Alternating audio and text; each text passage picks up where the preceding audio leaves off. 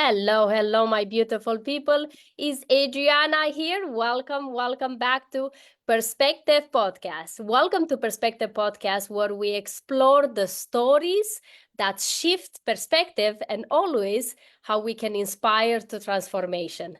And today we have this beautiful friend and soul sister of mine, Michelle Boshard, that is my guest today, and it's an honor to have her because I even have emotion. I even feel a little bit nervous about it, but I'm super excited to have her because today, like any other podcast, any other episode of podcast, is all about hearing people amazing stories. Is how they had to change their perspective to be able to become who they are today. Either is to success, either is overcoming adversity, whatever that is. So welcome, Michelle. Thank you, my soul sister. I am honored, deeply honored to be here with you, and I'm excited. This is gonna be fun.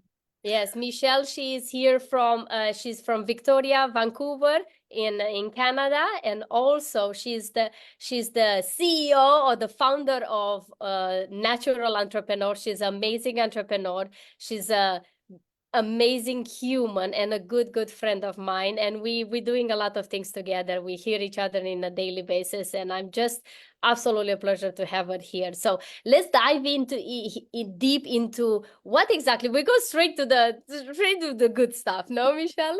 So let's As dive you always into do. yes, like I always do. Yes. So let me ask you this question that I've been thinking a lot as well too. Can you share a little bit of who you are and how did you got here? But through these questions, like was something maybe a pivotal moment that you realized that you had to change your perspective, so your life had to change somehow. Mm-hmm. So I am a mom first, and I have a guy who is now almost 20, who's on the autism spectrum. He's nonverbal and he self-injures and he's got lots of medical issues. And I also have a beautiful daughter who is, my son's beautiful, but my daughter's also beautiful. She's 16 going on 31. And just my son's journey has taken us a lot of places.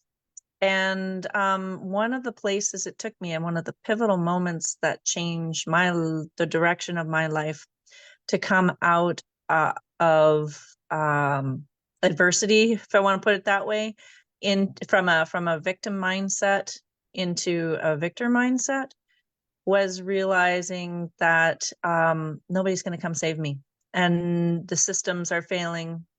For my son, things are falling apart.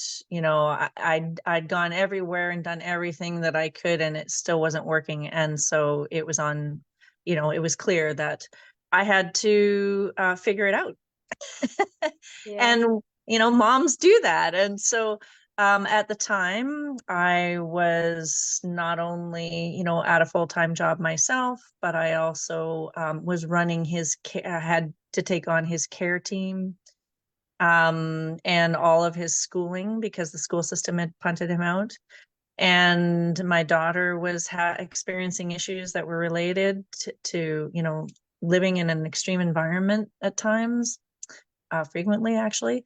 And so I had kind of another pivotal moment after I realized, it's not out there that needs to change. It's in here. And that relinquishment of expectation that something outside of ourselves is actually going to change things. It can affect us, definitely. It can bring things up for us, totally. It's that mirror that shows us what is, but everything is within. So that's sort of like there's a whole bunch of stories around that moment, but that was sort of the thrust of it, is that shift that if I wanted something to change, I had to change it. Mm. And what would you say that having this awareness, because it's like awareness, what you say that triggered that awareness? Because even before the awareness, you had something to trigger it. So you can say it can be, some people had a pivotal moment when the pain was too much, or maybe something external influenced you to have that shift, to start being like, wait, Mm-hmm. let me, because most of us, including myself, I'm very honest, how many times I blame everything and everybody around me for whatever happened to me. And it took some shift to be able to switch and look at myself and be like, wait, it's Yeah. not everybody. I have to start looking within. I think there's been a couple through time, like as you shift and you reacclimatize, then there needs to be another shift. But the one that really comes to mind in relation to all this is, yeah, my son had basically, the punchline of his school situation was that he had been locked in a room, a buzzer locked room with, 2-on-1 support, not allowed outside, not allowed to talk to friends, and basically made to wear a helmet and zipped into a space if he self-injured. So it was an intense period, and basically navigating him through that and getting him out of that system and design something better for him. He went away for the summer, and it just brought up a whole bunch of all of my own stuff about expectations and being able to do and perform, and then when this failure happened, which wasn't a failure, it was a gift. The day before my 41st birthday, I was diagnosed with a major depressive disorder. So, Because and so I proceeded to have to go into treatment and lost a year of work, and meanwhile also having to support the family. So that was sort of like the first like moment. That was 2016. So that was sort of like the first moment where I was like, okay, life really has lifed me. It has knocked me on my ass. What you gonna do about it? yeah, it's incredible how always is it's almost like a recipe of the universal life. It's like, you don't listen, it's okay. I'm just gonna keep giving to you until you wake up, until you listen. And it's Right. and it's like every time you don't listen, that that dial is increasing of pain, and like shit that's happening in your life, it just get bigger and bigger and bigger. Can you Uh, hear me now? Can you yeah, hear it's me like, now? maybe you're gonna hear me now. Yes, it's absolutely incredible. And when we talk about transformation, when you start transforming, when you change your perspective of how you see yourself and others and situation in your life, automatically, because you change, I always say that the world is a mirror of who you are and how you are acting. How your transformation impacting the people that you start serving now, or at least how got Right. you to serve people, or even unnecessary serving, but we still serve, your children, in your family, in your business, outside with your friends. That's the complicated one, but I think I can summarize. Often, at least I have ended up doing something I never thought I would do as a result. So, like, you might ask, how is someone who is now a digital marketer helping people with their online offer crafting in any way related to autism advocacy? Like, they just seem really separate. But for me, what happened was I was like, okay, I need to figure this out. And the system isn't covering, the $35,000 a year for his programming. And I need to basically create a bake sale to give myself respite, him what he needs, and, support the other families that I'd started to support with a respite homeschool company, because I did it for him and I thought, well, I might as well do it for others too. So the company was, COVID came along, and from that time that I had the sort of the first transformation, I had started that long, like, personal development doesn't happen overnight. So you like take little bits and bites as you go along. And I'd done the whole Tony Robbins circuit, and I'd done a bunch of other different types of training. And I started to get to the point where it's like, okay, I feel now like I know that I have to take ownership of this. I know how to do it. So basically, I forgot where I was going with this, but yeah, the transformation from having to find a bake sale to raise the money to cover all the things that caregivers and families like mine needed led me to research into how we can generate the money, because the systems just aren't providing that, and nobody's going to just magically cough at money. So I was like, okay, I did the mama bear FBI exploration into, stocks and crypto and MLMs and real estate and all the things. And I finally, through balancing myself, what I know of my gifts and myself with the things I've learned from my son and the opportunities that are there, I realized, wow, look at these kids on TikTok. They've got gold teeth and driving Lamborghinis. There's money out there, and we should be able to take that money and put it towards kids. So I actually got into digital marketing as a social purpose enterprise to help fund, respite and homeschool delivery for kids. So that's the transformation it brought to me. And then the transformation I think it brought to my clients was, in that FBI research on how do you do all this stuff, because I need to get it done. I learned so many tools and got so much knowledge now that I can just, that I've learned over 5+ years of making mistakes, essentially, in my own business.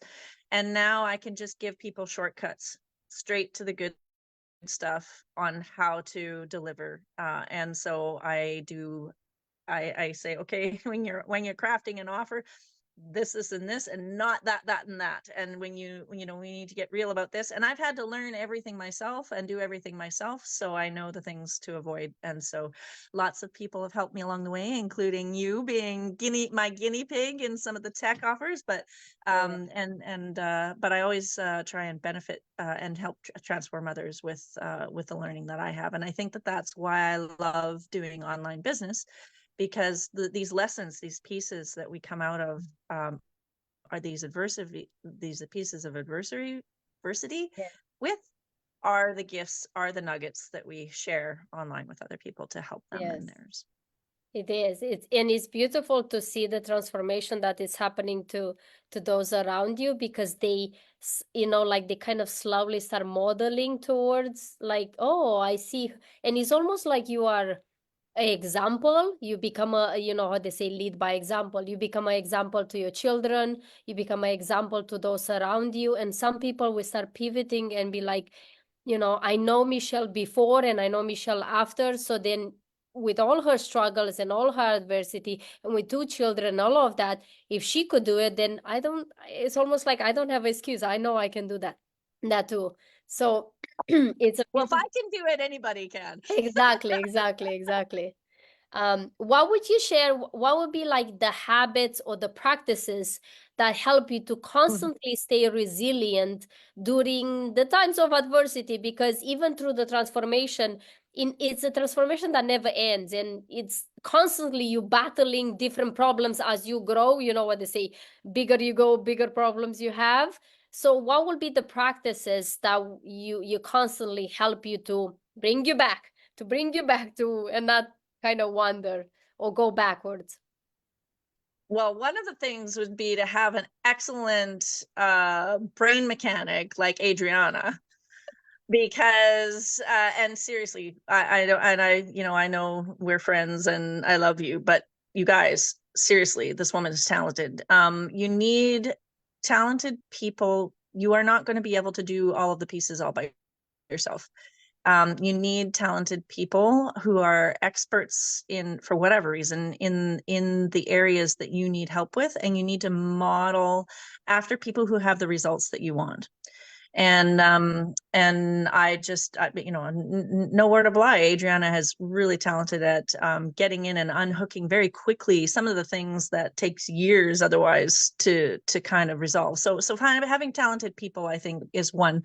But then I think it's your personal, we talk a lot about this in our Body, Mind, and Soul, like the personal balance that you strike between your mind, your body, and your emotions, and your spirit, really. Coming to a place of understanding about your purpose, why you're here, your higher self, isn't the first thing that you would think of in terms of, okay, how do I solve this problem?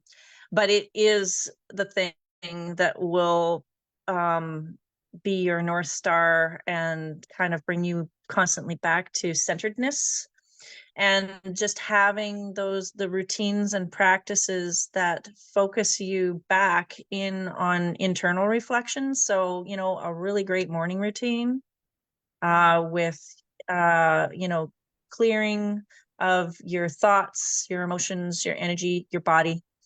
And then touching base with that and remembering to balance, and that you are the spiritual being having the human experience, and that this stuff is just stuff and we're here to learn from it. And so that not getting too engaged in any one, emotion or any one thought or any, perseverating on this problem, or, like all of those things. Just being able to maintain that balance of observation and then action, right? Observation and then action. So I guess, and then because you're going to run across things that you haven't before, or that it's one of your slippery points, your subconscious beliefs, or like something like that. You just need talented people to say, oh yeah, you've got this kick me sign on your back here, let me help you with that. So just between being able to sort of self-regulate and being able to manage all of those things, plus being able to have really great people around you, that's what I'd say. Yeah, it is. It's something that we don't take, sometimes we just kind of take it just comes to us, but we forgot how important is those people, the environment. They say the environment like a seed. The seed will be put on, but it's not gonna grow if it doesn't, or it's gonna grow differently, depends of the environment that it's there. So it's well, and we create our own realities, right? And it's all of the cliches are too, you are the sum of the 5 people around you. It does, you'll adjust, you will rise or fall based on your environment and what you choose to have in it. And it's a lot of work to think about it all the time, and like, okay, is this something, but you have to stand guard at the door of your own mind, right? And only select what you want in this life, and you have to feel okay enough about yourself to do that, and value and prioritize yourself enough to do that. And that can be a whole struggle on its own. So it's not like it's easy, but it's also, that is the work, that is the choosing that you need to do. And sometimes it is easy, like you can just create it. It doesn't have to be all the struggle. Yeah, it's what they say, it's simple, but it's not easy. But if you have the right people, and then people, when we say the right people, I think people change too. As you grow, you start, some people are there for a lifetime, some people are there for a moment, and some people are there for a chapter of your book, of your life. And you have to enjoy each one, and learn to let go when you need to let go of those people that either they want to go, or either you have to let them go. Mm-hmm. And it's not easy for sure, but it's something that it's a constant, like the perspective that, as we talking about perspective, it's all about how do I see it. I look at them that they were a beautiful, gift that was given to me, and now it's time to, let them go, or they have to just go. And now I need to look at them. Or sometimes you change your relationship with those people. It's not the same relationship. The relationship changes as well. So it's always it's a constant changing of your perspective, and constantly choosing your environment, choosing how to act, choosing how to react, choosing how to think, and how to feel. So it never stops. It's a beautiful journey that never stops, and you don't want it to stop, because if you stop, that means you're done. No. Right?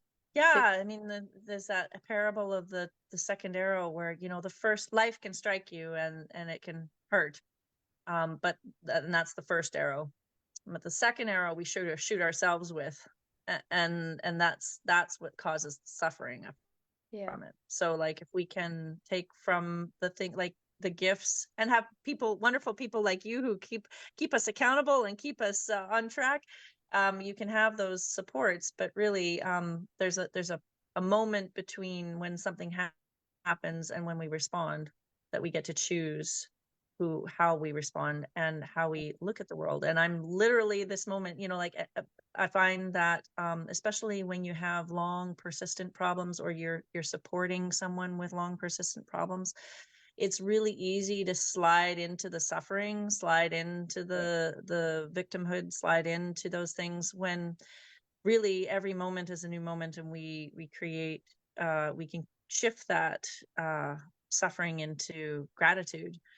I think that, you know, gratitude is one of the biggest tools that we can have to shift our from, oh my gosh, all this bad stuff happened, this is wrong, that's wrong, so and so did this to me, to, okay, yeah, what was I supposed to learn from this?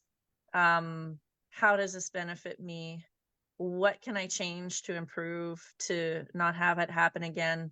You know, like you can look at it one way or another, and it's a bit of an addiction that you have to get over sometimes, I find, to, you know, pity partying, you know, and then I find myself doing that, and then I was like, oh, okay, that's interesting. If I can just step back and get some perspective and observe, why am I having that reaction? Why am I creating those emotions about that thing? It at least allows you to go, okay, yeah, there is this real problem, and then there's this piece that, you know, it's just the hurt talking, right? And so then you can actually move into action to change something and improve, and then you don't have the hurt anymore.